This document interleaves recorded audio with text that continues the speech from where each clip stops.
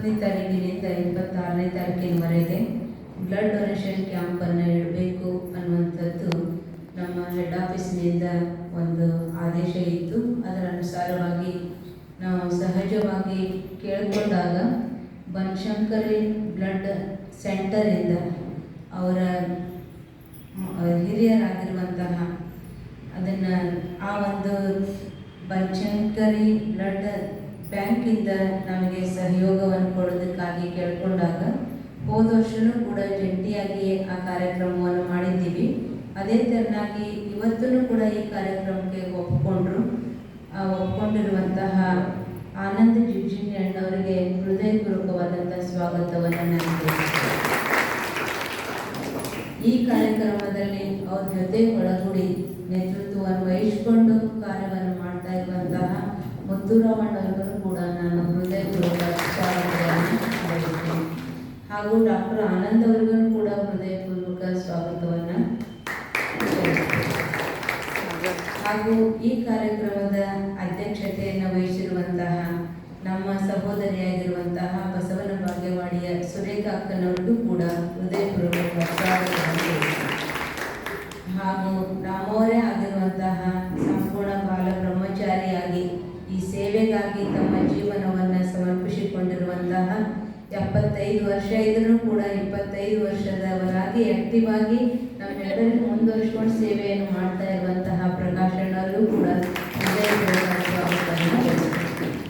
ಹಾಗೂ ಇದೀಗ ಅವರು ಕೂಡ ಸೀನಿಯರ್ ಸಿಟಿಸನ್ ಇದ್ದಾರೆ. ಬ್ಲಡ್ ಡೊನೇಟ್ ಮಾಡಬೇಕು ಮಾಡಬಾರ್ದು ಅಂತ ಕೇಳಿದಾಗ ಮಾಡ್ಬೋದು ಅಂತ ಹೇಳಿದರು. ಸಹರ್ಷದಿಂದ ಮೊದಲು ಬ್ಲಡ್ ಡೊನೇಟ್ ಮಾಡಿರುವಂತಹ ಮಲ್ಲಪ್ಪ ಮಲಕಗೊಂಡಣ್ಣರು ಕೂಡ ಹಾಗೂ ಈ ಬ್ಲಡ್ ಡೊನೇಷನ್ ಕ್ಯಾಂಪಿಗಾಗಿ ಆಗಮಿಸಿರುವಂತಹ ಟೀಮ್ನವರಿಗೂ ಸ್ವಾಗತವನ್ನು ಬಯಸ್ತೇನೆ. ಹಾಗೂ ಈ ಕಾರ್ಯಕ್ರಮದಲ್ಲಿ ಪಾಲ್ಗೊಂಡಿರುವಂತಹ ತಾವೆಲ್ಲ ಸಹೋದರ ಸಹೋದರಿಯೂ ಕೂಡ ಹೃದಯಪೂರ್ವಕವಾದಂಥ ಸ್ವಾಗತವನ್ನು ಬಯಸ್ತೇನೆ. ಅಣ್ಣದ್ರೆಲ್ಲರೂ ಮುಂದೆ ಬರ್ರಿ,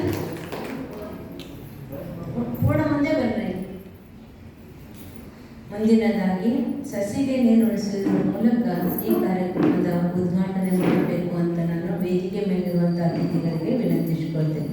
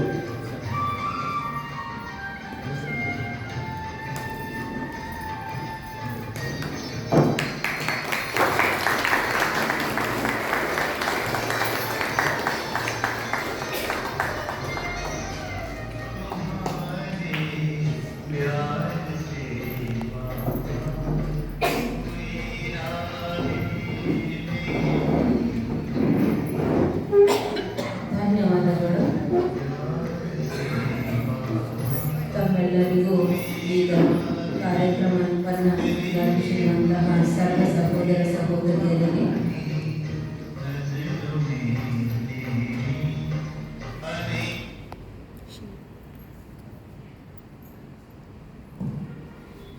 ಈಶ್ವರಿ ವಿಶ್ವವಿದ್ಯಾಲಯ 1936ನೇ ಇಸ್ವಿಯಲ್ಲಿ ಸ್ಥಾಪನೆಗೊಂಡಿದ್ದು ನಿರಾಕಾರ ಪರಮಾತ್ಮನು ಒಬ್ಬ ವೃದ್ಧ ಮಾನವ ಶರೀರದ ಆಧಾರದ ಮುಖಾಂತರ ಈ ಒಂದು ಸೃಷ್ಟಿಯ ಪರಿವರ್ತನೆಗಾಗಿ ಈ ಪ್ರಜಾಪಿತ ಬ್ರಹ್ಮಕುಮಾರಿ ಈಶ್ವರಿ ವಿಶ್ವವಿದ್ಯಾಲಯದ ಮುಖಾಂತರ ಕಾರ್ಯವನ್ನು ಮಾಡ್ತಾ ಇದ್ದಾರೆ. ಈ ಈಶ್ವರಿ ವಿಶ್ವವಿದ್ಯಾಲಯದ ಮುಖ್ಯಾಲಯ ಮೌಂಟ್ ಅಬು ರಾಜಸ್ಥಾನದಲ್ಲಿದೆ.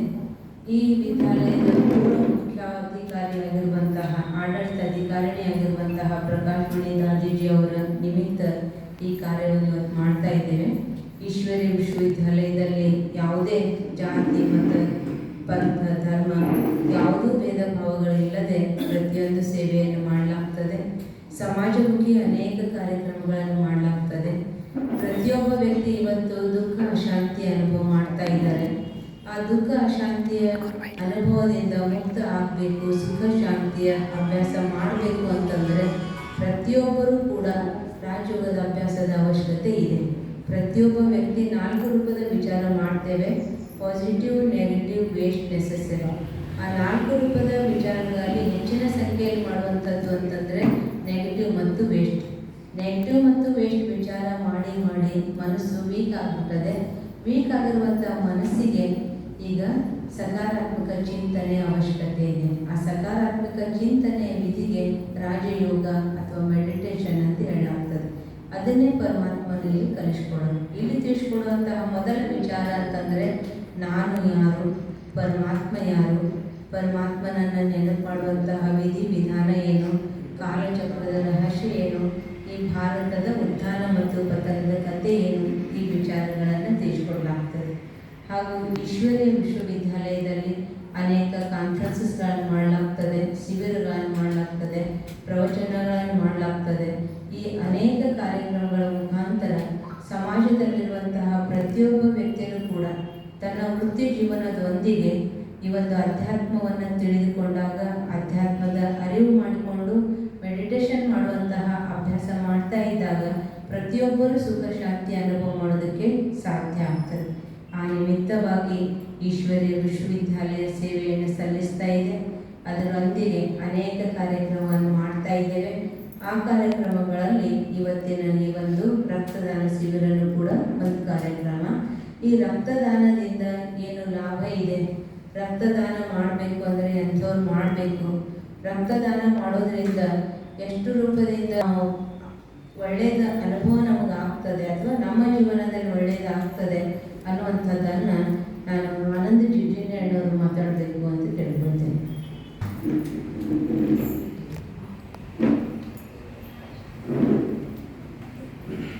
ಎಲ್ರಿಗೂ ನಮಸ್ಕಾರ. ತುಂಬ ಸಂತೋಷದ ವಿಷಯ.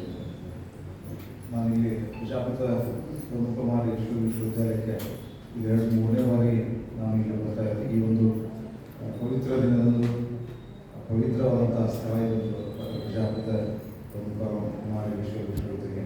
ಇಂದಿನ ಈ ರಾಜಯೋಗಿನಿ ದಾದಿ ಪ್ರಕಾಶ್ ಮಾನಿಜಿಯವರ ಒಂದು 19ನೇ ಜನ್ಮದಿನೋತ್ಸವದ ಸ್ಮರಣಾರ್ಥವಾಗಿ ಕೈಗೊಂಡಂಥ ಒಂದು ರಕ್ತದಾನ ಶಿಬಿರ.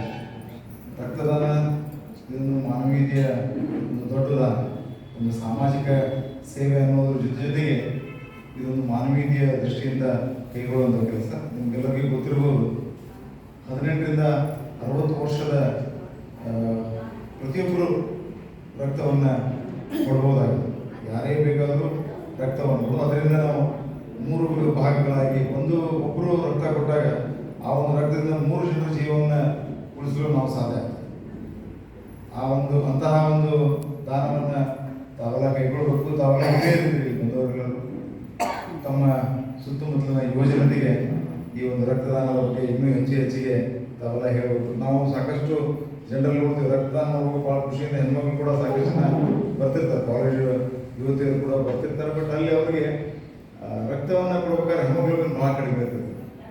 HbA1c ಹೆಣ್ಮಕ್ಳಲ್ಲಿ ಹಾರ್ಮೋನ್ಸ್ ವೇರಿಯೇಷನ್ ಆಗೋದ್ರಿಂದ ಕಡಿಮೆ ಇರ್ತದೆ. ಅದಕ್ಕೆ ಯುವತಿಯರಿಗೂ ತಾವು ಹೆಚ್ಚಿಗೆ ಈ ಒಂದು ಹೆಮೋಗ್ಲೋಬಿನ್ ಮೇಂಟೈನ್ ಮಾಡುವಂಥ ಪೌಷ್ಟಿಕ ಆಹಾರವನ್ನು, ಜಂಕ್ ಫುಡ್ಡನ್ನು ಬಿಟ್ಟು ಪೌಷ್ಟಿಕ ಆಹಾರ ತಗೊಳ್ಳುವಂಥ ನಿಟ್ಟಿನಲ್ಲಿ ತಾವೆಲ್ಲ ಹೇಳಬೇಕು. ಅವರು ಆ ಜಂಕ್ ಫುಡ್ಡನ್ನು ಬಿಟ್ಟಾಗ ಮಾತ್ರ HbA1c ಸ್ವಲ್ಪ ಹೆಚ್ಚಾಗುವ ಸಂಭವ ಜಾಸ್ತಿ.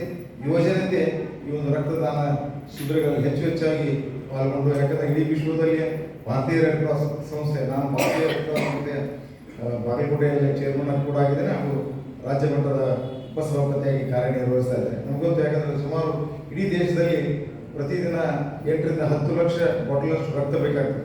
ತಮಗೆಲ್ಲ ಗೊತ್ತಿರೋಂಗೆ ಎಲ್ಲಾದರೂ ಆಕ್ಸಿಡೆಂಟ್ ಆದರೂ ಬೇಕಾಗ್ತೈತಿ, ಮಹಿಳೆಯರು ಪ್ರಸೂತಿ ಸಂದರ್ಭದಲ್ಲಿ ಬೇಕಾಗ್ತೈತಿ, ಆಮೇಲೆ ಮಕ್ಕಳಿಗೆ ತಲೆಸೀಮೆಯ ಡಿಸೀಸ್ ಒಂದು ಜಾಸ್ತಿ ಬರ್ತಾವೆ. ಅದಕ್ಕೆ ಆ ಕಾರಣಕ್ಕಾಗಿ ರಕ್ತ ಬೇಕಾಗ್ತೈತಿ. ಮಕ್ಕಳು ಚಿಕ್ಕ ಮಕ್ಕಳಿಗೆ ರಕ್ತದ ಅವಶ್ಯಕತೆ ಇರುತ್ತೆ.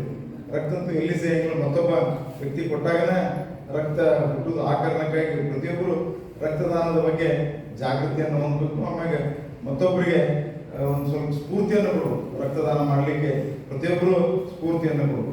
ಪ್ರತಿಯೊಬ್ಬರಿಗೂ ರಕ್ತದಾನ ಮಾಡುವಂಥ ಒಂದು, ಯಾಕಂದರೆ ತಮ್ಮ ದೇಹದ ಒಂದು ರಕ್ತವನ್ನು ಮತ್ತೊಬ್ಬರಿಗೆ ಕೊಟ್ಟು ಅದನ್ನ ಮತ್ತೊಬ್ಬರು ಜೀವನ ಉಳಿಸುವಂತಹ ಕೆಲಸ.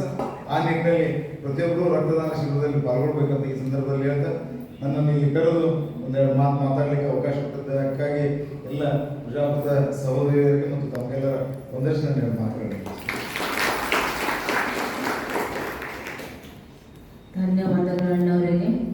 ಪ್ರಕಾಶ್ ಅಣ್ಣವರು ಕೂಡ ಒಂದೆರಡು ತಮ್ಮ ವಿಚಾರಗಳನ್ನ ಹಂಚ್ಕೊಳ್ಬೇಕು ಅಂತ ಕೇಳ್ಬೋದು.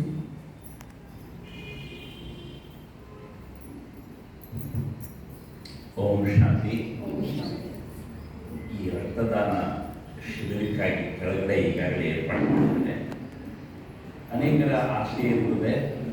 ಅಲ್ಲೊಂದು ನಿಯಮ ಇದೆ, ಇಷ್ಟು ವರ್ಷದವರೆಗೆ, ಇಷ್ಟು ವರ್ಷದಿಂದ ಇಷ್ಟು ವರ್ಷದವರೆಗೆ 60 ವರ್ಷ ಮೀರಿದವರಿಗೆ ಅವರು ರಕ್ತದಾನ ಮಾಡೋದಕ್ಕೆ ಪರವಾನಗಿ ಕೊಡೋದಿಲ್ಲ.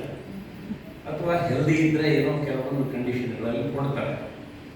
ನಾನು ಕೇಳ್ತಾ ಇದ್ದೆ ಇದೆ ಈಗ, ನನಗೆ 73 ವರ್ಷ ನನಗೂ ತಗೊಳ್ರಿ ಅಂತ ತಗೊಳ್ಳೋದಿಲ್ಲ ಆಗ್ತದೆ. ಮತ್ತು ಇನ್ನೊಬ್ಬರು ಯಾರೋ ಬಂದರು ಅವರಿಗೆ ಶುಗರ್ ಇದೆ ತಗೊಳ್ಳೋದಿಲ್ಲ ಆಗ್ತದೆ. BP ಶುಗರ್ ಇರ್ತಕ್ಕಂಥವ್ರಿಗೆ ತಗೊಳ್ಳೋದಿಲ್ಲ ಆಗ್ತದೆ. ಇದನ್ನು ನೋಡಿದಾಗ ಎಷ್ಟೋ ಜನ ಬ್ಲಡ್ ದಾನ ಮಾಡೋದಕ್ಕೆ ಇಷ್ಟ ಇದ್ರೂ ಸಹ ತಗೊಳ್ಳೋದೇ ಇರತಕ್ಕಂಥ ಉದ್ದೇಶ, ಅದು ಶುಗರಿಗೆ ಯಾಕೆ ಬರ್ತದೆ ಅದನ್ನೇ ಬಂದ್ ಮಾಡಿದರೆ ಹೆಂಗಾಗ್ತದೆ.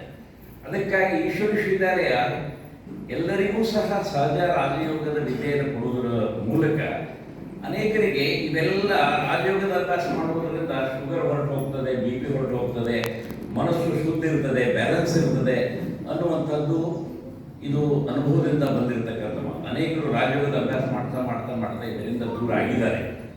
ಮೋದಿಜಿಯವರು ಇದೊಂದು ಅದಕ್ಕಿಂತ ಹಿನ್ನೆಲೆ ಹೇಳಬೇಕಾದ್ರೆ ಇದು ವ್ಯಸನ ಮುಕ್ತ ಅಭಿಯಾನ ಅಂತ ನಾವು ಆಚರಣೆ ಮಾಡಿದ್ದೀವಿ. ವ್ಯಸನ ಮುಕ್ತ ಅಭಿಯಾನ ಆಚರಣೆ ಮಾಡಬೇಕಾದ್ರೆ ಎಲ್ಲರೂ ವ್ಯಸನದಿಂದ ಮುಕ್ತರಾಗಬೇಕು.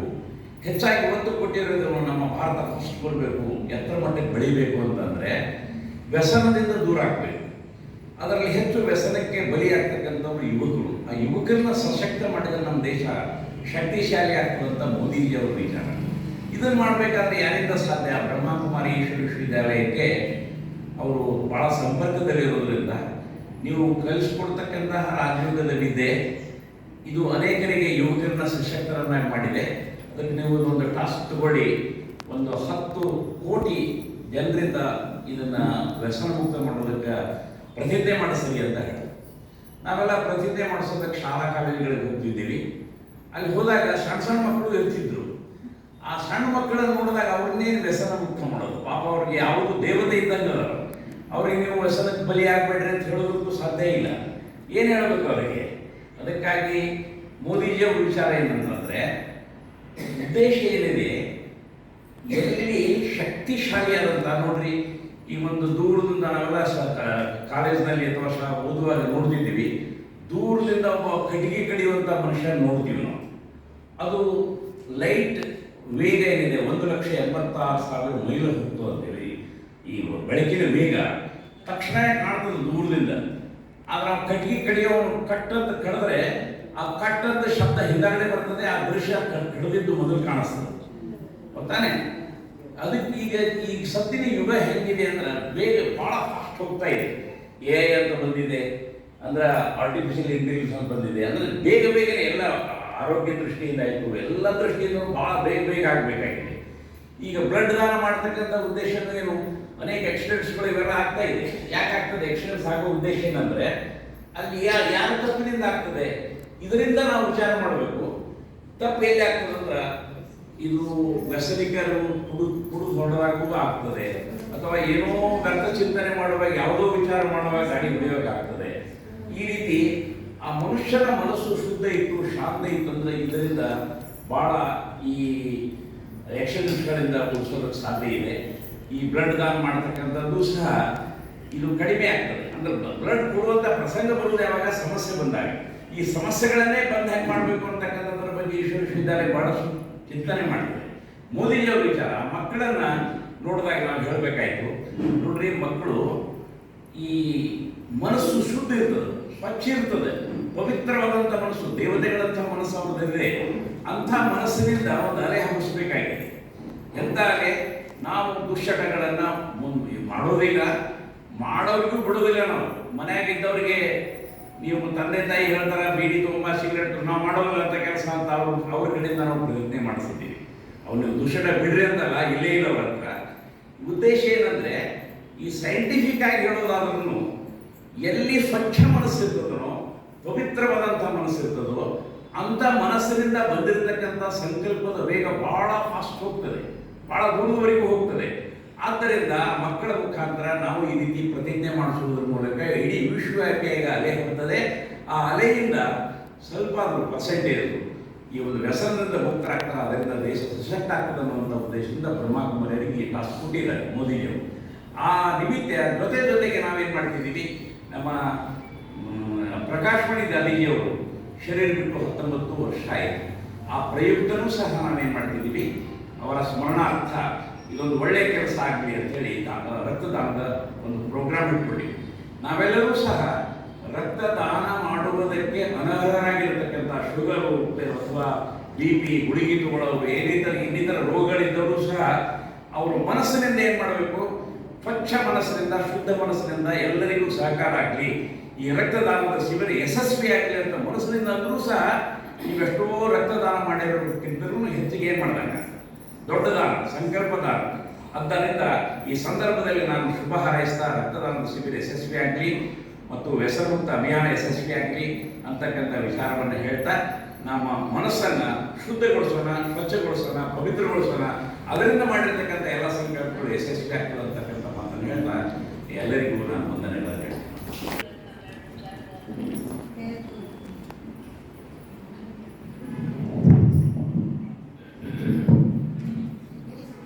ಈ ಒಂದು ಕಾರ್ಯಕ್ರಮಕ್ಕೆ ಆಗಮಿಸಿದಂತೆಲ್ಲ ಗೌರವಾನ್ವಿತ ಹಿರಿಯರಿಗೆ ನಮಸ್ಕರಿಸುತ್ತಾ, ನನ್ನ ಹೆಸರು ಡಾಕ್ಟರ್ ಸಾಗರ್ ಚೌಹಾಣ್, ಆಯುರ್ವೇದ ವೈದ್ಯ.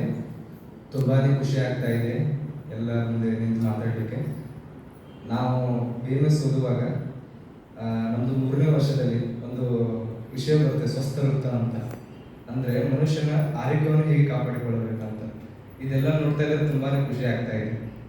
ಇದೆಲ್ಲ ನಾವು ಓದ್ತಿದ್ದೆಲ್ಲ ಕಲಿಯೆಲ್ಲ ನೋಡ್ತಿದ್ದೆಲ್ಲ ಅಂತೆಲ್ಲ ತುಂಬಾ ಖುಷಿ ಆಗ್ತಾ ಇದೆ. ಆಚಾರ್ಯ ಚರಕ ಅವರು ಒಂದು ಮಾತನ್ನು ಹೇಳ್ತಾರೆ, ಅಂದರೆ ನಮ್ದೇನು ವಿಷಯಗಳಿದೆಯಲ್ಲ, ನಾವು ಆಚಾರ್ಯವರು ಏನು ಆಗಿನ ಕಾಲದಲ್ಲಿ ಮನುಷ್ಯರಿಗೆ ಸಾಕಷ್ಟು ರೋಗಗಳು ಬರುತ್ತಿತ್ತು, ಅದರ ಮುಖಾಂತರ ಏನು ಹೇಳಿದ್ದಾರೆ ಅದನ್ನು ಓದಿದ್ದು. ಸ್ವಸ್ಥಸ್ಯ ಸ್ವಾಸ್ಥ್ಯ ರಕ್ಷಣ ಆತುರಸ್ಯ ವಿಕಾರ ಪ್ರಸನ್ನ. ಅಂದರೆ to maintain the health of healthy person and cure the disease with proper line of treatment. ಅಂದರೆ ಒಬ್ಬ ಮನುಷ್ಯನು ಆರೋಗ್ಯವಾಗಿದ್ದಾನೆ ಅಂದರೆ ಅವನ ಆರೋಗ್ಯವನ್ನು ಅದೇ ರೀತಿ ಸದಾ ಕಾಪಾಡಿಕೊಂಡು ಹೋಗಬೇಕು. ಅದನ್ನ ಯಾವ ಥರ ಕಾಪಾಡಿಕೊಂಡು ಹೋಗಬೇಕು, ಅದು ಮನುಷ್ಯನ ಜೀವನ ಶೈಲಿ ಮೇಲೆ ತುಂಬ ಪ್ರಭಾವ ಬೀರುತ್ತೆ. ಹೌದಾ? ಈಗ ಯಾವುದೇ ಥರದ ಕಾಯಿಲೆಗಳು ನಮ್ಮ ಜೀವನದಲ್ಲಿ ತಾನಾಗಿ ಬರುತ್ತಿಲ್ಲ. ಈಗ ನಾವು ಯಾವ ಥರ ಬದುಕ್ತೀವಿ ಡೈಲಿ ಅದು ಬಹಳ ಮಹತ್ವವಾಗುತ್ತೆ. ಈಗಿನ ಸಕ್ಕರೆ ಕಾಯಿಲೆ ಆಗಿರ್ಬೋದು, ಶುಗರ್ ಆಗಿರ್ಬೋದು, ಕಾರ್ಡಿಯಾಕ್ ಆಗಿರ್ಬೋದು, ಕ್ಯಾನ್ಸರ್, ಹಲವಾರು ಇದೆ. ಸೈನ್ಸ್ ರಿಸರ್ಚ್ ಡೈಲಿ ಹಂಗೆ ಅಪ್ಡೇಟ್ ಆಗ್ತಾ ಇರುತ್ತೆ. ಅದೇ ರೀತಿ ಇನ್ನೊಂದು ಹೇಳ್ತಾರೆ, to cure that disease with a proper line of treatment. ಅಂದರೆ ಒಬ್ಬ ಮನುಷ್ಯನಿಗೆ ಕಾಯಿಲೆ ಬಂದಿದೆ ಅಂದರೆ ಗುಳಿಗೆ ಔಷಧಿ ಇಂಜೆಕ್ಷನ್ ಕೊಟ್ಟಲ್ಲ, ಅವ್ನಿಗೆ ಏನಿದೆ ಕಾಯಿಲೆ ಈಗ ನೋಡಬೇಕು. ಈಗೆಲ್ಲ ಮನುಷ್ಯನಿಗೆ ಬದುಕಲಿಕ್ಕೆ ಊಟ ಹೆಂಗೆ, ನಮ್ಮ ಮನಸ್ಸಿಗೆ ನೆಮ್ಮದಿ ತುಂಬ ಇಂಪಾರ್ಟೆಂಟ್. ಅದಕ್ಕೆ ಹೇಳಿದರು ಮಾತೇನು, ಮೆಡಿಟೇಷನ್, ಧ್ಯಾನ ಭಾಳ ಇಂಪಾರ್ಟೆಂಟ್ ಅದು. ಅದಕ್ಕೆ ನಾವು ಯೋಗ ಅಂತ ಒಂದು ಪೂರ ಸಬ್ಜೆಕ್ಟ್ ಓದ್ತೀವಿ. ಓದುವಾಗಷ್ಟೆಲ್ಲ ನಮ್ಗೆ ಇನ್ನಷ್ಟು ಬುದ್ಧಿ ಇರೋದಿಲ್ಲ, ಹೌದಪ್ಪ ನಾವು ಎಕ್ಸಾಮ್ ಓದ್ತೀವಿ ಅಂತ. ಅವಾಗ ಓದ್ಮೇಲೆ ಗೊತ್ತಾಗುತ್ತೆ ಏನು ಪ್ರತಿಯೊಂದು ಜೀವನದಲ್ಲಿ ಏನು ಅಳವಡಿಸ್ಕೋಬೇಕು, ಏನು ಅಳವಡಿಸ್ಕೊಡ್ಬೇಕು. ಅದಕ್ಕೆ ಜೀವನದಲ್ಲಿ ಯೋಗ ಮತ್ತು ಧ್ಯಾನ ಒಂದು ಮಹತ್ವವಾದದ್ದು. ಇನ್ನೊಂದು ಏನು ಹೇಳ್ಬೇಕಂದ್ರೆ, ಅನ್ನದಾನ ಮಹಾದಾನ, ರಕ್ತದಾನ ಶ್ರೇಷ್ಠ ದಾನ. ಸೊ ಈಗೆಲ್ಲ ನೋಡ್ಬೋದು ನೀವು, ಎಲ್ಲರ ಹತ್ರ ದುಡ್ಡಿದೆ, ಎಲ್ಲರ ಹತ್ರ ಏನು ಬೇಕಾದೆಲ್ಲ ನೀವು ಪರ್ಚೇಸ್ ಮಾಡ್ಬೋದು. ನೀವೆಲ್ಲ ಈ ಕಡೆ ಬಂಗಾರ ತಗೋತೀರಿ, ಡೈಮಂಡ್ ತಗೋತೀರಿ, ಬೆಳ್ಳಿ ತಗೋತೀರಿ, ಎಲ್ಲ ತಗೋತೀರಿ. ನೀವು ಎಮರ್ಜೆನ್ಸಿ ಐತಿ ಯಾವ್ದಾದ್ರು ಕಿರಾಣಿ ಅಂಗಡಿ ಹೋಗೋಣ, ಒಂದು ಪಾಯ್ಕೋ ರೊಕ್ಕ ಕೊಡೋದು ಕೊಡ್ತಾರೆ, ಎಲ್ಲರೂ ಕೊಡ್ತಾರೆ ಇಲ್ಲ. ಅದು ಯಾರಿಂದ ಕೊಡಬೇಕು, ನಮ್ಮಂಥವ್ರು ನಿಮ್ಮಂಥವ್ರು. ಅದಕ್ಕೆ ಮನುಷ್ಯನೇ ಬೇಕು. ನಮ್ಮ ಮನುಷ್ಯ ದೇವರು ಮೊದಲು ಕೊಟ್ಟಿದ್ದಾನೆ, ಏನೆಲ್ಲ ತಂತ್ರಜ್ಞಾನ ನಡೆಸಿದ್ದಾರೆ. ಅದು ರಕ್ತ ಆರ್ಟಿಫಿಷಿಯಲ್ ಈಗ ತಯಾರು ಮಾಡೋದೆಲ್ಲ ನೋಡಿದ್ದೀರಾ, ಮಷಿನ್ ನೋಡಿದ್ದಾರೆ ಎಲ್ಲಾದರೂ ಇಲ್ಲ. ಅದಕ್ಕೆ ದೇವರು ಏನು ಮಾಡ್ತಾನೆ, ಎಲ್ಲದಕ್ಕೂ ಏನಂತ ಲಿಮಿಟೇಷನ್ ಅಂತ ಇರ್ತದೆ. ಮಾಡ್ತಿದ್ದಾರೆ ಸಾಕಷ್ಟು ರಿಸರ್ಚ್, ಬಟ್ ಆ ಥರ ಆಗಲ್ಲ. ಅದಕ್ಕೆ ಏನು ಹೇಳ್ತಿದ್ದೀನಿ, ಈಗಿನ ಕಾಲದಲ್ಲಿ ಕ್ಯಾನ್ಸರ್ ಆಗಿರ್ಬೋದು, ಆಕ್ಸಿಡೆಂಟ್ ಆಗಿರ್ಬೋದು, ಹಿಮೋಗ್ಲೋಬಿನ್ ಕಡಿಮೆ ಆಗಿರ್ಬೋದು, ಸಾಕಷ್ಟು ಇದೆ ಡಿಸೀಸ್ಗಳಿಗೆ. ರಕ್ತ ಅನ್ನೋದು ಭಾಳ ಇಂಪಾರ್ಟೆಂಟ್ ಐತಿ ಈ ಕಾಲದಲ್ಲಿ. ಈಗ ರಕ್ತ ನೋಡಲಿಕ್ಕೆ ನಿಮ್ಗೆ ಕೇವಲ ಕೆಂಪು ಕಲರ್ ಕಾಣ್ತದೆ, ಆದರೆ ರಕ್ತದಲ್ಲಿ ಕಾಂಪೋನೆಂಟ್ಸ್ ಇರ್ತದೆ. ಬಿಳಿ ರಕ್ತ ಕಣಗಳು, ಕೆಂಪು ರಕ್ತ ಕಣಗಳು, ಪ್ಲೇಟ್ಲೆಟ್ಸ್, ಪ್ಲಾಸ್ಮಾ, ಹಲವಾರು ಕಣಗಳು. ನೀವು ಒಬ್ಬರು ಒಂದ್ಸಲ ಬ್ಲಡ್ ಡೊನೇಟ್ ಮಾಡಿದರೆ ಅದು 4-5 ರೋಗಗಳಿಗೂ ಹಾಕ್ತೀವಿ, ಹೌದಲ್ಲ? ಅದಕ್ಕಾಗಿ ರಕ್ತದಾನ ಶ್ರೇಷ್ಠ ದಾನ ಅನ್ನೋದು. ನೀವು ಕೂಡ ರಕ್ತದಾನ ಮಾಡಿ, ಹಾಗೆ ಯಾರು ಯುವಕರಿದ್ದಾರೆ ಅವರಿಗೆಲ್ಲ ಪ್ರೋತ್ಸಾಹ, ಅವರಿಗೆಲ್ಲ ಹೇಳೋ ರಕ್ತದಾನ ಮಾಡೋಣ ಅಂತ ಹೇಳಿ ನಾನು ಎರಡು ಮಾತು ಮುಗಿಸ್ತೇನೆ. ಧನ್ಯವಾದ.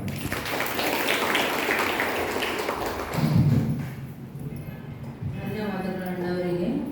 ಈಶ್ವರಿ ವಿಶ್ವವಿದ್ಯಾಲಯದಲ್ಲಿ ಈಗ ದೇಹದ ಆರೋಗ್ಯ ಚೆನ್ನಾಗಿರಬೇಕು ಅಂತಂದರೆ ಮನಸ್ಸು ಸಶಕ್ತ ಆಗಿರಬೇಕು ಅನ್ನೋದಕ್ಕಾಗಿ ಮೆಡಿಟೇಷನನ್ನು ಹೇಳ್ಕೊಡ್ಲಾಗ್ತದೆ. ಈಗ ಯಾವ ರೀತಿ ಒಂದು ಮಂಜುಗಡ್ಡೆಯನ್ನು ನೀರೊಳಗೆ ಹಾಕಿದರೆ ತೇಲ್ತದೆ ಅಂತ ಅನಿಸ್ತದೆ. ಅದು ಎಷ್ಟು ತೇಲ್ತದೆ ಅಂದರೆ 20% ಮಾತ್ರ ತೇಲ್ತದೆ, 80% ನೀರೊಳಗೆ ಇರ್ತದೆ. ಹಾಗೆ ನಮ್ಮ ಆರೋಗ್ಯ ಚೆನ್ನಾಗಿರಬೇಕು ಅಂತಂದರೆ ಅಥವಾ ಆರೋಗ್ಯ ಕೆಡಬೇಕು ಅಂತಂದರೆ 80% ಕಾರಣ ನಮ್ಮ ಮನಸ್ಸಿನ ವಿಚಾರಗಳು, 20% ಕಾರಣ ನಮ್ಮ ಬಾಹ್ಯ ಎಲ್ಲ ಪ್ರಭಾವಗಳು. ಅದಕ್ಕೆ ಈಶ್ವರ್ಯ ವಿಶ್ವವಿದ್ಯಾಲಯದಲ್ಲಿ ಮೊದಲನೇ ದಿನ ತಿಳಿಸ್ಕೊಡುವಂಥ ವಿಚಾರನೆ ಏನು ಅಂದರೆ, ನಾನು ಯಾರು, ನಾನೊಂದು ಚೈತನ್ಯ ಶಕ್ತಿ ಆತ್ಮ ಇದ್ದೀನಿ. ಆತ್ಮದ ಗುಣಗಳು ಶಾಂತಿ, ಪ್ರೀತಿ, ಆನಂದ, ಸುಖ, ಜ್ಞಾನ, ಪವಿತ್ರತೆ, ಶಕ್ತಿ. ಇವು ಆತ್ಮದ ಗುಣಗಳು. ಈ ಆತ್ಮದ ಗುಣಗಳ ಸ್ಮೃತಿಯ ಸ್ಥಿತಿಯಲ್ಲಿ ನಾವು ಇದ್ದಾಗ ಆ ಒಂದು ಶಕ್ತಿ ನಮ್ಮಲ್ಲಿ ಜಾಗೃತಿ ಆಗ್ತದೆ. ಅದಕ್ಕೆ ನಮ್ಮ ಮೆಡಿಕಲ್ ವಿಂಗ್ದಲ್ಲಿ ತಿಳಿಸ್ಕೊಳ್ಳಾಗ್ತದೆ, ನಾವು ಪ್ರತಿಯೊಂದು ಗುಣಗಳ ಸ್ಥಿತಿಯಲ್ಲಿ ಸ್ಮೃತಿಯ ನೆನಪಿನಲ್ಲಿದ್ದು ನಾನು ಶಾಂತ ಸ್ವರೂಪಾತ್ಮ, ಶಾಂತ ಸ್ವರೂಪಾತ್ಮ, ಆ ಸ್ಮೃತಿಯಲ್ಲಿದ್ದು ಅದೇ ಸ್ಥಿತಿಯಲ್ಲಿರುವಂತಹ ಅಭ್ಯಾಸ ಎಷ್ಟೆಷ್ಟು ಮಾಡ್ತೀವಿ, ಒಂದೊಂದು ಗುಣಗಳು ಈ ದೇಹದ ಒಂದೊಂದು ವ್ಯವಸ್ಥೆಯ ಮೇಲೆ ಒಳ್ಳೆಯ ಪ್ರಭಾವ ಬೀರ್ತದೆ. ಅದಕ್ಕೆ ಶಾಂತಿ ಅನ್ನುವಂಥದ್ದು ನಮ್ಮ ಉಸಿರಾಟದ ವ್ಯವಸ್ಥೆಯ ಮೇಲೆ ಪ್ರಭಾವ ಬೀರ್ತದೆ. ಪ್ರೀತಿ ಅನ್ನುವಂಥದ್ದು ಹೃದಯದ ವ್ಯವಸ್ಥೆಯ ಮೇಲೆ ಪ್ರಭಾವ ಬೀರ್ತದೆ. ಹಾಗೂ ಸುಖ ಅನ್ನುವಂಥದ್ದು ಮಾಂಸಖಂಡಗಳ ವ್ಯವಸ್ಥೆಯ ಮೇಲೆ ಪ್ರಭಾವ ಬೀರ್ತದೆ. ಜ್ಞಾನ ಅನ್ನುವಂಥದ್ದು ನರಗಳ ವ್ಯವಸ್ಥೆಯ ಮೇಲೆ ಪ್ರಭಾವ ಬೀರ್ತದೆ. ಆನಂದ ಅನ್ನುವಂಥದ್ದು ರೋಗ ನಿರೋಧಕ ಶಕ್ತಿಯನ್ನು ಹೆಚ್ಚು ಮಾಡ್ತದೆ. ಅದಕ್ಕೆ ಡಾಕ್ಟರ್ ಟೆನ್ಷನ್ ಮಾಡ್ಕೋಬೇಡ್ರಿ, ಆರಾಮಿರಿ, ಖುಷಿ ಇರಿ, ಮೆಡಿಟೇಷನ್ ಮಾಡಿರಿ. ಯಾಕೆ ಅಂತಾರಂದರೆ ಎಷ್ಟೆಷ್ಟು ನಾವು ಆನಂದದಿಂದ ಇರ್ತೀವಿ ನಮ್ಮಲ್ಲಿ ರೋಗ ನಿರೋಧಕ ಶಕ್ತಿ ಹೆಚ್ಚಾಗ್ತದೆ. ಹಾಗೂ ಪವಿತ್ರತೆ, ನಮ್ಮ ಒಳಗಡೆ ಇರುವಂತಹ ಎಲ್ಲ ಗುಣಗಳ ಉದ್ವೀಕರಣ ಆಗ್ತದೆ. ಆ ಗುಣಗಳು ಹೆಚ್ಚಾಗೋದಕ್ಕೆ ಪವಿತ್ರತೆಯ ಗುಣ ಪ್ರಭಾವ ಬೀರ್ತದೆ. ಹಾಗೂ ಶಕ್ತಿ ನಮ್ಮ ಎಲುಬು ಕೀಲುಗಳನ್ನು ಸರಿಯಾಗಿರ್ತದೆ. ಅಂದರೆ ನಮ್ಮ ಮನಸ್ಸಿನ ವಿಚಾರಗಳು ನಮ್ಮ ದೇಹದ ವ್ಯವಸ್ಥೆಯ ಮೇಲೆ ಬಹಳಷ್ಟು ರೂಪದಿಂದ ಪ್ರಭಾವ ಬೀರ್ತವೆ. ಹಾಗೂ ನಮ್ಮ ಒಳಗಡೆ ಇರುವಂಥ ಗುಣಗಳು ಕೂಡ ನಮ್ಮ ದೇಹದ ವ್ಯವಸ್ಥೆಯ ಜೊತೆಗೆ ಬಹಳ ನಿಕಟವಾದಂಥ ಸಂಬಂಧ, ನಿಕಟವಾದಂಥ ಪ್ರಭಾವವನ್ನು ಬೀರ್ತವೆ.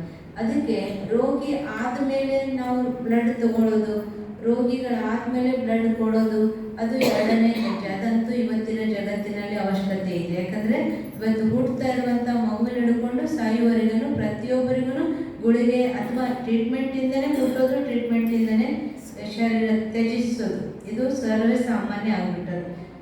ಅದರೊಳಗೇನೆ ನಾವು ಅಟೆನ್ಷನ್ ಇಟ್ಕೊಂಡಿವಿ ಅಂತಂದರೆ ನಮ್ಮ ಆರೋಗ್ಯ, ಮನಸ್ಸಿನ ವಿಚಾರಗಳು ಶ್ರೇಷ್ಠ ಇತ್ತು, ಒಳ್ಳೆಯ ಗುಣಗಳಿತ್ತು, ಒಂದು ಒಳ್ಳೆಯ ಸಂಘದಲ್ಲಿದ್ದೀವಿ ಅಂದಾಗ ನಾವು ಎಷ್ಟೋ ರೂಪದಲ್ಲಿ ಈ ಒಂದು ದೇಹದ ಆರೋಗ್ಯದ ವ್ಯವಸ್ಥೆಯನ್ನು ಚೆನ್ನಾಗಿ ಇಟ್ಕೊಳ್ಬೋದು. ನಾವಿವತ್ತು ಎಷ್ಟೋ ಜನ ಎಲ್ಲರೂ ವಯಸ್ಸಾದವರೇ ಕೂತ್ಕೊಂಡಿದ್ದೀವಿ. ನಾವು ಇವತ್ತು ಎಷ್ಟು ಆ್ಯಕ್ಟಿವ್ ಆಗಿ ಕೆಲಸ ಮಾಡ್ತೀವಿ ಅಥವಾ ಆ್ಯಕ್ಟಿವ್ ಆಗಿರ್ತೀವಿ, ಅಷ್ಟು 20 ವರ್ಷದ ಮಕ್ಕಳು ಅಯ್ಯೋಪ್ಪ ಸುಸ್ತು, ಅಯ್ಯೋಪ್ಪ ಅಂತಾರೆ. ಇದೆಲ್ಲ ಮಾಡೋದ ನೀವು ಹೆಂಗೆಲ್ಲ ಬದುಕಿರಿ ಇಷ್ಟು ವರ್ಷ ಅಂತ ಹುಡುಗ್ರಿ 20-25 ವರ್ಷದ ಮಕ್ಕಳಿಗೆ ಕೇಳಿದರೆ ನೀವು ಹೆಂಗಾರ ಇಲ್ಲಿ ತನಕ ಬದುಕಿರಿ, ನಾವು ಹೆಂಗೆ ಬದುಕುದು ಅಂತ ನಮ್ಗೆ ಕಷ್ಟ ಆಗ್ಯದ ಅಂತಾರೆ. ಅಂದರೆ ಇದು ಕಾರಣ ಏನು? ತಾವಿಷ್ಟೆಲ್ಲ ಆ್ಯಕ್ಟಿವ್ ಆಗಿರೋದಕ್ಕೆ ಅಂದರೆ ಮೆಡಿಟೇಷನ್ ಮತ್ತು ಸತ್ಸಂಗನೇ ಕಾರಣ. ಆದ್ದರಿಂದ ಅದರ ಜೊತೆಗೆ ಈ ಬ್ಲಡ್ ಡೊನೇಟ್ ಮಾಡಬೇಕಾದ್ರೂ ಕೂಡ ಯಾವುದೇ ಜಾತಿ ಮತ ಪಂಥ ಇಲ್ಲದೆ ಬ್ಲಡ್ ಡೊನೇಟ್ ಮಾಡ್ತೀವಿ. ಹಾಗೆ ನಾವು ಕೂಡ ಪ್ರತಿಯೊಬ್ಬರನ್ನು ನೋಡಬೇಕಾದ್ರೂ ಸಹಿತ ಇವರೆಲ್ಲರೂ ಆತ್ಮಗಳು. ಆತ್ಮಕ್ಕೆ ಯಾವುದೇ ಜಾತಿ ಮತ ಪಂಥ ಧರ್ಮ ಅನ್ನುವಂಥ ಭೇದ ಇಲ್ಲ. ಸಾರ್ವತ್ರಿಕವಾಗಿ ಮಾತೃತ್ವದ ದೃಷ್ಟಿಯಿಂದ ನಾವೆಲ್ಲರೂ ಒಂದೇ ತಂದೆಯ ಮಕ್ಕಳು, ಒಂದೇ ಭೂಮಿಯ ಮೇಲೆ ಬದುಕ್ತೀವಿ, ಒಂದೇ ಗಾಳಿಯನ್ನು ಉಸಿರಾಡ್ತೀವಿ, ಒಂದೇ ನೀರನ್ನು ಕುಡಿತೀವಿ, ನಾವೆಲ್ಲರೂ ಒಂದೇ ಇದ್ದೀವಿ. ಅಂತಲೇ ರಕ್ತ ಕೊಡಬೇಕು ಅಂತಂದರೆ, ರಕ್ತ ಹಾಕಬೇಕು ಅಂದರೆ ಯಾವ ಜಾತಿ ರಕ್ತ ಅಂತ ನೋಡ್ತೀವೇನು? ಇಲ್ಲ. ರಕ್ತ ಹಾಕಬೇಕು ಅಂತಂದರೆ ಎಲ್ಲರಿಗೂ ಯಾವುದೇ ಗ್ರೂಪ್ ಮೇಲೆ ರಕ್ತವನ್ನು ಹಾಕಲಾಗ್ತದೆ. ಯಾವುದೇ ಜಾತಿ ಧರ್ಮ ಅನ್ನುವಂಥದ್ದಿಲ್ಲ. ಇದರಿಂದನೂ ನಾವು ತಿಳ್ಕೊಳ್ಬೇಕಾಗಿದೆ. ನಾವು ಈ ಎಲ್ಲ ಅನೇಕ ರೂಪದ ಭೇದಗಳನ್ನು ಬದಿಗಿಟ್ಟು ನಾವು ನಾವೆಲ್ಲರೂ ಒಂದು ಭಗವಂತನ ಮಕ್ಕಳು ಅನ್ನುವಂಥ ಭಾವನೆಯಿಂದ ಬದುಕೋಣ. ಅದರ ಜೊತೆಗೆ ತಾವು ಹೆಚ್ಚು ಸಂಖ್ಯೆಯಲ್ಲಿ ವಯಸ್ಸಾಗಿದ್ದವರೇ ಇದ್ದೀರಿ. ಅದಕ್ಕೆ ಈಗ ತಮ್ಮ ಮಕ್ಕಳು, ಮೊಮ್ಮಕ್ಕಳು, ಪರಿಚಯದವರು, ಪಕ್ಕದವರು ಯಾರೇ ಇದ್ರೂ ಕೂಡ ಅವರಿಗೆ ಒಂದು ರಕ್ತದಾನ ಮಾಡಿದರೆ ಒಂದೇ ರೋಗಿಗೆ ಮಾತ್ರ ಅಥವಾ ಒಬ್ಬ ಪೇಷಂಟಿಗೆ ಮಾತ್ರ ಲಾಭ ಆಗುವುದಿಲ್ಲ. ಈಗ ಅಣ್ಣವ್ರು ಹೇಳಿದ್ರು, ಅದರೊಳಗೆ ಬೇರೆ ಬೇರೆ ಪಾರ್ಟ್ಗಳು ಇರ್ತದೆ. ಅದು ಬೇರೆ ಬೇರೆ ವ್ಯಕ್ತಿಗಳಿಗೆ ಪ್ರಾಣದಾನ ಮಾಡೋದಕ್ಕೆ ಆಧಾರ ಆಗ್ತದೆ. ಅದಕ್ಕೆ ರಕ್ತದಾನ ಮಹಾದಾನ ಅಂತ ಹೇಳಾಗ್ತದೆ. ತಾವು ಆ ರಕ್ತವನ್ನು ಕೊಡುವುದಕ್ಕಾಗಿ, ಆ ರಕ್ತನೇ ಇಲ್ಲ ಅಂದ್ರೆ ಪ್ರಾಣ ಉಳಿತಿರೋದಿಲ್ಲ. ಒಬ್ಬರು ರಕ್ತದಾನ ಮಾಡಿದ್ರಿಂದ ಪ್ರಾಣ ಉಳಿತಿರ್ತದೆ. ಇವತ್ತು ಎಷ್ಟೋ ಜನ ರಕ್ತ ಹಾಕಿಸ್ಕೊಂಡು ಪ್ರಾಣ ಉಳಿಸ್ಕೊಂಡಿರುವಂಥವ್ರು ಆಪರೇಷನ್ ಆದಾಗಿರ್ಬೋದು, ಆಕ್ಸಿಡೆಂಟ್ ಆದಾಗಿರ್ಬೋದು, ತಮ್ಮ ಪ್ರಾಣ ಉಳಿಸ್ಕೊಂಡಿದ್ದೀರಿ, ಅನುಭವನೂ ಇದೆ. ಅದನ್ನೇ ಎಲ್ಲರಿಗೂ ಕೂಡ ತಿಳಿಸಿ ಈ ಒಂದು ಕಾರ್ಯದಲ್ಲಿ ಜಾಗೃತಿಯನ್ನು ಮೂಡಿಸೋಣ. ಇಷ್ಟೊತ್ತಿನವರೆಗೆ ಈಗ 10 ಗಂಟೆಯಿಂದನೇ ಪ್ರಾರಂಭ ಮಾಡಿದ್ದಾರೆ. ಈಗಾಗಲೇ 5 ಜನ ಈ ಒಂದು ರಕ್ತದಾನವನ್ನು ಮಾಡಿದ್ದಾರೆ. ಆ 5 ಜನ ರಕ್ತದಾನ ಮಾಡಿರುವಂಥವರಿಗೆ ಈಶ್ವರಿ ವಿಶ್ವವಿದ್ಯಾಲಯದಿಂದ ಸರ್ಟಿಫಿಕೇಟ್ ಮತ್ತು ಭಗವಂತನ ವರದಾನವನ್ನು ಕೊಡಬೇಕು ಅಂತೇಳಿ ನಾನು ಆನಂದ್ ಜಿಂಜೆ ಅಣ್ಣವರಿಗೆ, ಸುರೇಖಾ ಅಕ್ಕನವರಿಗೆ, ಪ್ರಕಾಶ್ ಅಣ್ಣವರಿಗೆ ವಿನಂತಿ ಮಾಡ್ಕೊಳ್ತೀನಿ. ಪರಮಾತ್ಮನ ಅತಿ ಪ್ರೀತಿಯ ಸಂತಾನರಾದಂತಹ ವೇದಿಕೆ ಮೇಲೆ ಆಸನರಾದಂತಹ ಸಹೋದರರೇ, ಮಾತೆಯರೇ, ಇವತ್ತಿನ ಎಲ್ಲರಿಗೂ ಬಹಳಷ್ಟು ಖುಷಿ ಮತ್ತು ಬಲವನ್ನು ತರುವಂತಹ ದಿನ ಅಂತ ಹೇಳ್ಬೋದು. ಆರೋಗ್ಯವೇ ಭಾಗ್ಯ ಅಂತ ಹೇಳಲಾಗ್ತದೆ. ಮುಖ್ಯವಾಗಿ ಹೇಳ್ಬೇಕಂದ್ರೆ ಈ ಸೇವಾ ಕೇಂದ್ರಕ್ಕೆ ನಿಮಿತ್ತರಾಗಿರುವಂತಹ ರಾಜಯೋಗಿನಿ ಬ್ರಹ್ಮಕುಮಾರಿ ನಾಗರತ್ನಾಥ್ ಅವರು, ಅವ್ರಿಗೆ 61 ವರ್ಷ. ವ್ಯಸನ ಮುಕ್ತ ಭಾರತ ಅಂತ ಹೇಳಿ 1 ತಿಂಗಳಿಂದಲೂ ಈ ಕಾರ್ಯಕ್ರಮ ನಡೀತಾ ಇದೆ. ಅವರು 1 ತಿಂಗಳಿಂದ ಒಬ್ಬರೇ 1,65,000 ಪ್ರತಿಜ್ಞೆಗಳನ್ನು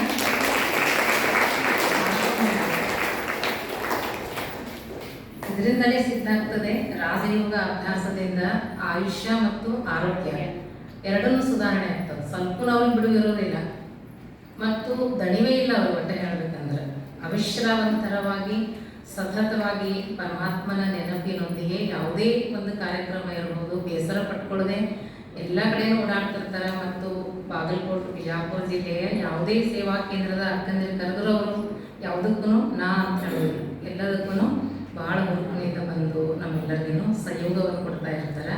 ಅದಕ್ಕಾಗಿ ರಾಜಯೋಗ ಅಭ್ಯಾಸ ಮಾಡಿದವರಿಗೆ ಬಹಳಷ್ಟು ಲಾಭ ಇದೆ ಅಂತ ಹೇಳಿ ಇದರಿಂದಲೇ ಅವರೊಂದು ಉದಾಹರಣೆ ಅಂತ ಹೇಳ್ಬೋದು ನಮ್ಮ ಎದುರುಗಳಿಗೆ.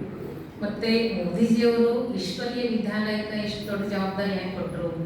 ಯಾಕಂದ್ರೆ ಇಲ್ಲಿ ಬರ್ತಕ್ಕಂಥವ್ರು ಎಲ್ಲರೂ ವ್ಯಸನ ಮುಕ್ತರಾಗಿರ್ತಕ್ಕಂಥವ್ರು. ವ್ಯಸನವನ್ನ ಬಿಟ್ಟವರೇ ವ್ಯಸನವನ್ನು ಬಿಡಿಸೋದಕ್ಕೆ ಸಾಧ್ಯ ಇದೆ ಅಂತ ಹೇಳಲಾಗ್ತದೆ. ಅದಕ್ಕಾಗಿ ತಮಗೊಂದು ಉದಾಹರಣೆ ಹೇಳಬೇಕು ಅಂದ್ರೆ, ತಾಯಿ ಮಗ ಇದ್ರು, ಮಗ ಯಾವಾಗಲೂ ಬೆಲ್ಲ ತಿಂತಿರ್ತಿದ್ದ.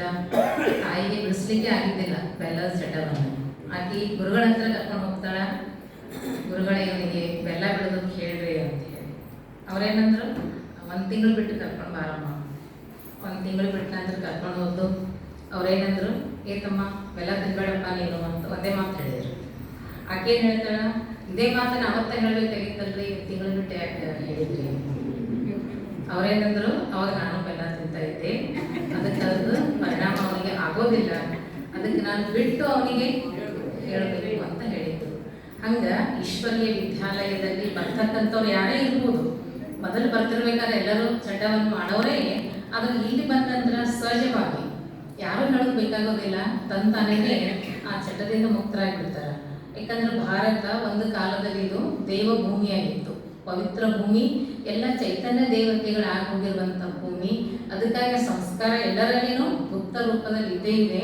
ಈ ಈಶ್ವರೀಯ ವಿದ್ಯಾಲಯಕ್ಕೆ ಬಂದಾಗ ನಮ್ಮಲ್ಲಿ ಹುದುಗಿರುವಂಥ ಒಂದು ಒಳ್ಳೆಯ ಸಂಸ್ಕಾರಗಳು, ದಿವ್ಯ ಸಂಸ್ಕಾರ ಅದು ಜಾಗೃತ ಆಗಿರುತ್ತದೆ. ಅದಕ್ಕೆ ಯಾರೂ ಅದಕ್ಕೆ ಹೆಚ್ಚು ಒತ್ತಡನೂ ಕೊಡಬೇಕಾಗಿಲ್ಲ. ಪರಮಾತ್ಮನ ಮಹಾವಾಕ್ಯವನ್ನು ನಾವು ಕೇಳಿದಾಗ ಸಹಜವಾಗಿ ನಾವು ಅದರಿಂದ ಹೊರಬರೋದಕ್ಕೆ ಸಾಧ್ಯ ಇದೆ. ಇವತ್ತಿನ ದಿನ ಎಲ್ಲ ಅನೇಕರು ಹೊಸಬರು ಬಂದಿದ್ದೀರಿ, ಇಲ್ಲಿ ಬಂದು ತಾವು ಕೂಡ ಇದರ ಲಾಭವನ್ನು ಮಾಡ್ಕೊಳ್ತೀರಿ ಅಂತ ಹೇಳಿ ನಾನು 2 ಮಾತುಗಳಿಗೆ ವಿರಾಮ ಕೊಡ್ತೇನೆ. ನಾನು ಶ್ರದ್ಧಾಪೂರ್ವಕ ಶ್ರದ್ಧಾಪೂರ್ವಕವಾಗಿ ಪ್ರತಿಜ್ಞೆ ಮಾಡುತ್ತೇನೆ. ನಾನು ಎಲ್ಲಾ ರೀತಿಯ ಮಾದಕ ದ್ರವ್ಯಗಳ ದುರುಪಯೋಗ ಮತ್ತು ವ್ಯಸನದಿಂದ ದೂರ ಇರುತ್ತೇನೆ. ನಾನು ಆರೋಗ್ಯಕರ ಮೌಲ್ಯಾಧಾರಿತ ಮತ್ತು ಸಕಾರಾತ್ಮಕ ಜೀವನ ಶೈಲಿಯನ್ನು ಅಳವಡಿಸಿಕೊಳ್ಳಲು ಸದಾ ಪ್ರಯತ್ನಿಸುತ್ತೇನೆ. ನಾನು ನನ್ನ ಕುಟುಂಬ ಸ್ನೇಹಿತರು ಮತ್ತು ಸಮಾಜವು ಮಾದಕ ದ್ರವ್ಯ ಮುಕ್ತ ಜೀವನ ಶೈಲಿಯನ್ನು ಅಳವಡಿಸಿಕೊಳ್ಳಲು ಪ್ರೇರೇಪಿಸುತ್ತೇನೆ.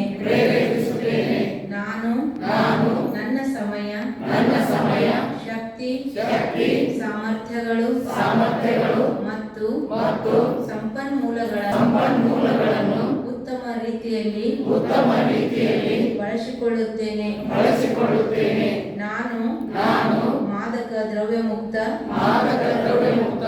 ಆರೋಗ್ಯಕರ ಮತ್ತು ಅಭಿವೃದ್ಧಿ ಹೊಂದಿದ ಭಾರತದ ನಿರ್ಮಾಣಕ್ಕೆ ಸಕಾರಾತ್ಮಕವಾಗಿ ಕೊಡುಗೆ ನೀಡುತ್ತೇನೆ. ನಶಾಮುಕ್ತ ಭಾರತ ವಿಕಸಿತ ಭಾರತ. ಜೈ ಹಿಂದ್. ಧನ್ಯವಾದಗಳು. ಎಲ್ಲರೂ ಕೂತ್ಕೊಂಡು ಆ ಪ್ರತಿಜ್ಞೆ ಕಾರ್ಯದಲ್ಲಿ ಇನ್ನೂ ಕೈ ಜೋಡಿಸ್ಬೇಕು. ಆಮೇಲೆ ಜಿಲ್ಲೆ ಸ್ಥಾನದಲ್ಲಿ ಎಷ್ಟು 632 ಜಿಲ್ಲೆಗಳಿದಾವೆ. ಇಡೀ ಭಾರತದಾದ್ಯಂತ 632 ಜಿಲ್ಲೆಗಳಲ್ಲಿ 20ನೇ ನಂಬರಲ್ಲಿ ಬಾಗಲಕೋಟೆ ಇದೆ. 5ನೇ ನಂಬರಲ್ಲಿ ಬೆಳಗಾವಿ ಇದೆ. ಬೆಳಗಾವಿ ಹಿಂದೆ ಬಾಗಲಕೋಟೆ ಬೆನ್ ಹತ್ತಬೇಕು ಅಂತ ಅದಕ್ಕೆ. ಆಮೇಲೆ ಬೆಳಗಾವಿ ಏನಿದೆ ಇಡೀ ಭಾರತದಲ್ಲಿಯೇ ಬೆಳಗಾವಿ ಜೋನ್ ಸಣ್ಣದಿದ್ರೂ ಸಹಿತ 11ನೇ ನಂಬರಲ್ಲಿದೆ. ಅದಕ್ಕೆ ಆಮೇಲೆ ಇಡೀ ಎಲ್ಲಾ ಜೋನಲ್ಲಿ 11ನೇ ನಂಬರ್. ಇಡೀ ಕರ್ನಾಟಕದಲ್ಲಿ ನಮ್ಮ ಬೆಳಗಾವಿ ಫಸ್ಟ್ ಜೋನ್ ಅದು. ಅದಕ್ಕೆ ಮೊದಲು ಈಗ 20 ವರ್ಷದ ಹಿಂದೆ ಶಾಂತಿ ಸಂಸ್ಕೃತಿ ಕಾರ್ಯಕ್ರಮ ಅಂತಲೂ ಮಾಡಿದ್ದೀವಿ. ಅವಾಗ ಶಾಂತಿ ಕ್ಷಣಗಳ ದಾನ ಅಂತ ಎಲ್ಲರಿಂದು ಕಲೆಕ್ಟ್ ಮಾಡುವಂತ ಸೇವೆ ಇತ್ತು. ಅದರಲ್ಲಿ ಪೂರ್ಣ ಯಜ್ಞದಲ್ಲಿ ನಮ್ಮ ಬೆಳಗಾವಿನೇ 2nd ನಂಬರ್ ಬಂದಿತ್ತು. ಅದಕ್ಕೆ ಈಗಲೂ ಕೂಡ ನಾವೆಲ್ಲರೂ ಆ ರೂಪದಲ್ಲಿ ಸೇವೆ ಮಾಡೋಣ ಅಂತ ತಮ್ಮಲ್ಲಿ ಕೇಳ್ಕೊಂಡು, ಹಾಗೂ ಜಿಲ್ಲೆಯಲ್ಲಿ ಮುಂದೆ ಬರಬೇಕು ಅಂತಂದ್ರೆ ನಮ್ಮ ಜಿಲ್ಲೆ ಸಂಬಂಧಪಟ್ಟಿರುವಂತಹ ಎಲ್ಲಾ ತಾಲೂಕಿನ ಸಹೋದರಿಯರು ಕೂಡ ಪರಿಶ್ರಮ ಪಟ್ಟು ಸೇವೆ ಮಾಡ್ತಾ ಇದ್ದಾರೆ. ಅದಕ್ಕೆ ಒಬ್ಬರಿಗೊಬ್ರು ಕೈ ಕೂಡಿಸಿದಾಗ ಏನಾಗ್ತದೆ, ಎಲ್ಲರೂ ಕೂಡ ಮುಂದೆ ಹೋಗ್ತೀವಿ. ಆ ಒಂದು ಸೇವೆಯನ್ನ ನಾವೆಲ್ಲರೂ ಕೂಡ ಮಾಡೋಣ ಅಂತ ತಮ್ಮೆಲ್ಲರಲ್ಲಿ ಕೇಳ್ಕೊಂಡು, ಇಲ್ಲಿವರೆಗೆ ತಾವೇನು ಸೇವೆ ಮಾಡಿದ್ದೀರಿ ಎಲ್ಲ ಅಣ್ಣಂದ್ರು, ವಯಸ್ಸಾದವರು, ಸಣ್ಣವರು, ದೊಡ್ಡವರು, 86 ವರ್ಷದ ಅಜ್ಜಿ ಅವ್ರ ಮನೆ ಮುಂದೆ ಎಲ್ಲಾರನ್ನೂ ಕರ್ಕೊಂಡು ಪ್ರತಿಜ್ಞೆ ಮಾಡಿಸ್ಯಾರ. ಬಂದಿರಿ? ಅಂಡಿ ಅಜ್ಜಿ ಅಲ್ಲ, ಬರಗುಂಟಿ ಅಜ್ಜಿ. ಯಾರಿಂದರಿ 88 ವಯಸ್ಸು ಅಜ್ಜಿಯವರು. ಹಾಗಾಗಿ ಸ್ಫೂರ್ತಿ ಎಷ್ಟಿದೆ. ಆಮೇಲೆ ಪಾರ್ವತಿ ಅಜ್ಜಿ ಅಂತಿದ್ದಾರೆ, ಅವರು 4 ಜನ ಟೀಮ್ ಮಾಡ್ಕೊಂಡು ಮಾನವಿಗೆ ಹೋಗ್ಯಾರ. ಅವ್ರ ಮಗನ ಸ್ಕೂಲ್ ಅದಂತ. ಅಲ್ಲಿ ಸುತ್ತಮುತ್ತ ಎಷ್ಟು ಊರ್ ಅದಾವಲ್ಲ ಎಲ್ಲವರಿಗೂ ಅಡ್ಡಾಡಿ ಪ್ರತಿಜ್ಞೆ ಮಾಡ್ಸಕತ್ತಾರ. ಅಂದ್ರೆ ಇದಕ್ಕೆ ವಯಸ್ಸು ಸೀಮೆ ಅನ್ನುವಂಥದ್ದು ಯಾವುದೂ ಇಲ್ಲ. ಯಾವುದೇ ಒಂದು ನಮ್ಮ ಸೇವೆ ಮಾಡಬೇಕು ಅಂತಂದ್ರೆ ಆ ಒಂದು ಸ್ಫೂರ್ತಿ ಬೇಕು. ಅದಕ್ಕೆ ಆ ಸ್ಫೂರ್ತಿಯಿಂದ ಆಮೇಲೆ ನಮ್ಗೆ ಅಣ್ಣವ್ರು ಒಬ್ಬರೇ ತಿರುಗಾಡೆ ಮತ್ತೆ 20-30 ಸ್ಕೂಲ್ಗಳಿಗೆ ಸೇವೆ ಮಾಡಿ ಬಂದಾರೆ. ಹಾಗೆ ಬಹಳ ಜನ ಎಲ್ಲರೂ ಸೇವೆ ಮಾಡಿದ್ದೀರಿ. ಅದಕ್ಕೆ ತಮ್ಮೆಲ್ಲರಿಗೂ ಧನ್ಯವಾದಗಳು. ಇಷ್ಟೇ ಧನ್ಯವಾದಗಳು ಕ್ಲೋಸ್ ಇಲ್ಲ, ಇನ್ನೂ ಹೆಚ್ಚು ಆಶೀರ್ವಾದ ಧನ್ಯವಾದಗಳನ್ನು ತಗೋಬೇಕು. ಇನ್ನೂ ಎಲ್ಲರೂ ಕೂಡಿ ಈ ಸೇವೆಯನ್ನು ಮಾಡಬೇಕು. ಅಂದ್ರೆ 4ನೇ ತಾರೀಕಿನವರೆಗೆ ಈ ಒಂದು ಸೇವೆ ಎಕ್ಸ್ಟೆಂಡ್ ಮಾಡಿದ್ದಾರೆ. ಈಗ ಮೊದಲು 20ನೇ ತಾರೀಕು ಕೊನೆಯಿತ್ತು, ಈಗ 4ನೇ ತಾರೀಕು ಕೊನೆ ಇದ್ದಿದೆ. 4ನೇ ತಾರೀಕಿನವರೆಗೆ ಎಲ್ಲರೂ ಸೇರಿ ಸೇವೆಯನ್ನು ಮಾಡೋಣ. ಈಗ ಮುಂದಿನದಾಗಿ ನಾನು ಹನುಮಂತಗೌಡ ಪ್ರಕಾಶ್ ಮಣಿಜಿಯವರ 19ನೇ ಸ್ಮೃತಿ ದಿವಸ. ಇವತ್ತು ಬ್ರಹ್ಮ ಭೋಜನದ ಜೊತೆಗೆ ರಕ್ತದಾನ ಶಿಬಿರದ ಕಾರ್ಯಕ್ರಮವನ್ನು ಈ ಕೇಂದ್ರದಲ್ಲಿ ಹಮ್ಮಿಕೊಂಡಿದ್ದು, ಈ ಪ್ರಯುಕ್ತವಾಗಿ ಈ ವೇದಿಕೆಯ ಸಾನ್ನಿಧ್ಯವನ್ನು ವಹಿಸಿ ಈ ಒಂದು ಕಾರ್ಯಕ್ರಮವನ್ನು ಯಶಸ್ವಿಗೊಳಿಸಿದ ಮತ್ತು ನಮ್ಮೆಲ್ಲರಿಗೂ ಆಧ್ಯಾತ್ಮಿಕ ಗುರುಗಳಾಗಿರ್ತಕ್ಕಂತಹ ಈ ಒಂದು ಜಿಲ್ಲಾ ಕೇಂದ್ರದ ಪ್ರಧಾನ ಸಂಚಾಲಕರಾಗಿರ್ತಕ್ಕಂತಹ BK ನಾಗರತ್ನ ಅವರಿಗೆ ಈ ಒಂದು ರಾಜಗಿರಿ ಕೇಂದ್ರದ ಪರವಾಗಿ ತುಂಬ ಭಕ್ತಿಪೂರ್ವಕ ಹಾಗೆಯೇ ಈ ಸಂದರ್ಭ ಯಶಸ್ವಿಗೊಳಿಸುವ ಅಧ್ಯಕ್ಷ ಸ್ಥಾನವನ್ನು ವಹಿಸಿಕೊಂಡು ಯಶಸ್ವಿಗೊಳಿಸಿರ್ತಕ್ಕಂತಹ ಬಾಗೇವಾಡಿ ಕೇಂದ್ರದ ಬ್ರಹ್ಮಕುಮಾರಿ ಸುರೇಖಾ ಅವರಿಗೂ ಕೂಡ ಹಾಗೆಯೇ ಈ ಸಂದರ್ಭದಲ್ಲಿ ಉಪಸ್ಥಿತಕ್ಕಂತಹ ಪ್ರಕಾಶ್ ಬಸಮಣಿಯವರು ಹಿರಿಯ ವಕೀಲರು ಅವರಿಗೂ ಕೂಡ ಮುಖ್ಯ ಅತಿಥಿಗಳಾಗಿ ಆಗಮಿಸಿ ಯಶಸ್ವಿಗೊಳಿಸಲಿಕ್ಕೆ ಅಭಿನಂದಿಸ್ತಾ ಇದ್ದೇವೆ. ಇವರು ಹಿರಿಯ ಪತ್ರಕರ್ತರು ಮತ್ತು ರೆಡ್ ಕ್ರಾಸ್ನ ಸಂಸ್ಥೆಯ ಅಧ್ಯಕ್ಷರಾಗಿರ್ತಕ್ಕಂಥ ಆನಂದ್ ಜಿಗ್ಜಿನಿ ಅವರಿಗೂ ಕೂಡ ಹಾಗೆಯೇ ಇಲ್ಲಿ ಆಗಮಿಸಿ ಈ ಒಂದು ರಕ್ತದಾನ ಶಿಬಿರದಲ್ಲಿ ಪಾಲ್ಗೊಂಡು ರಕ್ತ ಪಡೆಯುವುದರ ಮೂಲಕ ಅದನ್ನು ರಕ್ತವನ್ನು ಹಂಚಿ ರೋಗಿಗಳಿಗೆ ಒಂದು ನೆರವಾಗಲು ಆಗಮಿಸಿರ್ತಕ್ಕಂತಹ ಈ ಒಂದು ವೇದಿಕೆಯಲ್ಲಿ ಉಪಸ್ಥಿತರ್ತಕ್ಕಂಥ ಡಾಕ್ಟರ್ ಮುತ್ತೂರ ಅವರಿಗೂ, ಡಾಕ್ಟರ್ ಸಾಗರ್ ಅವರಿಗೂ ಹಾಗೂ ಎಲ್ಲ ಟೀಮು ಅವರೆಲ್ಲ ವೈದ್ಯಾಧಿಕಾರಿ ತಂಡದವರಿಗೂ ಕೂಡ ಈ ಒಂದು ಕೇಂದ್ರದ ಪರವಾಗಿ ತುಂಬದಿಂದ ಅಭಿನಂದಿಸ್ತಾ ಇದ್ದೇವೆ. ಮಹಿಳಾ ಮತ್ತು ಮಕ್ಕಳ ಕಲ್ಯಾಣ ಇಲಾಖೆಯ SS ಪಾಟೀಲ್ ಅಧಿಕಾರಿಗಳಿಗೂ ಕೂಡ ಈ ಒಂದು ಕೇಂದ್ರದ ಪರವಾಗಿ ಅಭಿನಂದಿಸ್ತಾ ಇದ್ದೇವೆ. ಹಾಗೆಯೇ ಸುತ್ತಮುತ್ತಲಿನ ಕೇಂದ್ರಗಳಿಂದ ಆಗಮಿಸಿರ್ತಕ್ಕಂಥ ಯಾವತ್ತು ರಾಜ್ಯಗಳಿಗೆ ಅಕ್ಕಂದಿರಿಗೂ ಕೂಡ ತುಂಬದಿಂದ ಅಭಿನಂದಿಸ್ತಾ ಇದ್ದೇವೆ. ಈ ಒಂದು ಸಂದರ್ಭದಲ್ಲಿ ತಾವು ರಕ್ತವನ್ನು ದಾನ ಮಾಡುವುದರ ಮೂಲಕ ರೋಗಿಗಳಿಗೆ ನೆರವಾಗಲು ಬಯಸಿ ಇಲ್ಲಿ ರಕ್ತದಾನವನ್ನು ನೀಡಿರ್ತಕ್ಕಂತಹ ಈ ಕೇಂದ್ರದ BK ಮಲ್ಲಪ್ಪನವರಿಗೂ, BK ಆಕಾಶ್ ಅವರಿಗೂ, BK ಭಾವನಾರವರಿಗೂ, BK ಕಾಶಿಬಾಯಿ ಅವರಿಗೂ ಕೂಡ ತುಂಬ ಹೃದಯದಿಂದ ಅಭಿನಂದಿಸ್ತಾ ಇದ್ದೇವೆ. ಇನ್ನು ಈ ಒಂದು ಶಿಬಿರದಲ್ಲಿ ರಕ್ತದಾನ ಮಾಡಿದವರಿಗೆ ಅಭಿನಂದಿಸ್ತಾ ಅವರಿಗೆ ಆ ಬಾಬಾ ಸುಖ ಶಾಂತಿ ಆಯುರಾರೋಗ್ಯ ಕೊಟ್ಟು ಕಾಪಾಡಲಿ, ಅವರಿಗೆ ಯಾವಾಗಲೂ ಕೂಡ ಸಂತೋಷವನ್ನೇ ನೆಲೆಗೊಳ್ಳುವಂತೆ ಮಾಡಿ ಅಂತ ಈ ಸಂದರ್ಭದಲ್ಲಿ ಅಭಿನಂದಿಸ್ತಾ ಇದ್ದೇನೆ. ಮತ್ತು ಯಾರಾದರೂ ಇನ್ನೂ ಕೊಡಬೇಕು ಅನ್ನೋರಿದ್ದೀರಿ ಅಂದ್ರೆ ಡಾಕ್ಟರ್ ತಗೊಂಡು ಹೋಗ್ತಾರೆ, ಅವ್ರು ಈಗಲೂ ಕೂಡ ಕೊಡ್ಬೋದು ಅಂತ ಈ ಸಂದರ್ಭದಲ್ಲಿ ಹೇಳ್ತಾ ಈ ಒಂದು ಕಾರ್ಯಕ್ರಮ ಯಶಸ್ವಿಗೊಳಿಸಿರ್ತಕ್ಕಂಥ ತಮ್ಮೆಲ್ಲರಿಗೂ ತುಂಬದಿಂದ ಅಭಿನಂದಿಸ್ತಾ ಮತ್ತು ಈ ಕಾರ್ಯಕ್ರಮ ಪಾಲ್ಗೊಂಡಿರ್ತಕ್ಕಂಥ ಎಲ್ಲ ಬ್ರಹ್ಮಕುಮಾರಿ ಸಹೋದರಿಯರು ಕೂಡ ತುಂಬ ಹೃದಯದಿಂದ ಅಭಿನಂದಿಸ್ತಾ ಇದ್ದೇನೆ. ಪ್ರತಿ ದಿನ ಆಚರಿಸ್ತಾ ಇದ್ದೇವೆ. ಆಗಸ್ಟ್ 2ನೇ ತಾರೀಕು ನರೇಂದ್ರ ಮೋದಿಜಿಯವರು ಭಾರತ ಸರ್ಕಾರದ ವತಿಯಿಂದ ಈ ನಶಾಮುಕ್ತ ಭಾರತ ಅಭಿಯಾನಕ್ಕೆ ಮಹಾಅಭಿಯಾನಕ್ಕೆ ಚಾಲನೆ ನೀಡಿದ್ದಾರೆ. ಈ ಒಂದು ಭಾರತ ಸರ್ಕಾರದ ಯುವಜನ ಸೇವಾ ಹಾಗೂ ಕ್ರೀಡಾ ಇಲಾಖೆ ಮತ್ತು ಬ್ರಹ್ಮಕುಮಾರಿ ಈಶ್ವರಿ ವಿಶ್ವವಿದ್ಯಾನಿಲಯದ ಜಂಟಿ ಸಹಯೋಗದಲ್ಲಿ ಭಾರತದ 19 ಕೋಟಿ ಜನರಿಗೆ ಈ ಒಂದು ಪ್ರತಿಜ್ಞೆ ಮಾಡುವ ಮಹಾ ಅಭಿಯಾನ ನಡೀತಾ ಇದೆ. ಹಾಗಾಗಿ ದೇಶದಲ್ಲಿ 20ನೇ ತಾರೀಕಿನವರೆಗೂ ಮುಂದುವರೆದಿತ್ತು, ಈಗ ಅದು ಮುಂದುವರೆದು ಮತ್ತು 4ನೇ ತಾರೀಕಿನವರೆಗೂ ಕೂಡ ಮುಂದುವರೆದಿರೋದ್ರಿಂದ ಎಲ್ಲ ತಾಯಂದಿರು ಮತ್ತು ಸಹೋದರರು ತಮ್ಮ ತಮ್ಮ ಶಕ್ತ್ಯಾನುಸಾರ ತಾವು ಇದ್ದ ಸ್ಥಳದಲ್ಲಿ ಜನರಿಗೆ ಮತ್ತು ಶಾಲಾ ಕಾಲೇಜುಗಳಿಗೆ ತೆರಳಿ ಅಲ್ಲಿಯೂ ಕೂಡ ಪ್ರತಿಜ್ಞೆ ಮಾಡಿ ಒಟ್ಟಾರೆಯಾಗಿ ಆದಷ್ಟು ಶೀಘ್ರವೇ ಈ ಭಾರತ ನಶಾಮುಕ್ತ ಭಾರತ ಆಗಲಿ, ವಿಕಸಿತ ಭಾರತ ಆಗಲಿ ಅಂತಕ್ಕಂಥ ಒಂದು ಬ್ರಹ್ಮಕುಮಾರಿ ಈಶ್ವರಿ ವಿಶ್ವವಿದ್ಯಾನಿಲಯದ ಆಶಯ ಇದೆ. ನಮ್ಮ BK ನಾಗರತ್ನಾಯಕ್ ಅವರು ಬಹಳಷ್ಟು ಶ್ರಮವಹಿಸಿ ಈ ಒಂದು 19ನೇ ಸ್ಥಾನದಲ್ಲಿದ್ದಂಥವ್ರು ನಾವು ಈಗ 2ನೇ ಅಂಕಿಯೊಳಗಿದೆ, ಈಗ 1 ಅಂಕಿಯೊಳಗೆ ಬಿಡಿ ಸ್ಥಾನದೊಳಗೆ ಅದರ 9ಕ್ಕೆ ಬಂದರೆ ಬಿಡಿ ಸ್ಥಾನಕ್ಕೆ ಬರ್ತೀವಿ. ಅದಕ್ಕೆ ಈ ಸಾಧ್ಯ ಆದಷ್ಟು 10 ಸ್ಥಾನವನ್ನು ಮುಂದಕ್ಕೆ ತೆಗೆಯುವ ರೀತಿಯೊಳಗೆ ತಾವೆಲ್ಲರೂ ಶ್ರಮಿಸಬೇಕು ಅಂತ ಹೇಳ್ತಾ ತಮ್ಮೆಲ್ಲರಿಗೂ ಶುಭ ವಂದನೆಗಳು, ಶುಭ ನಮನಗಳು.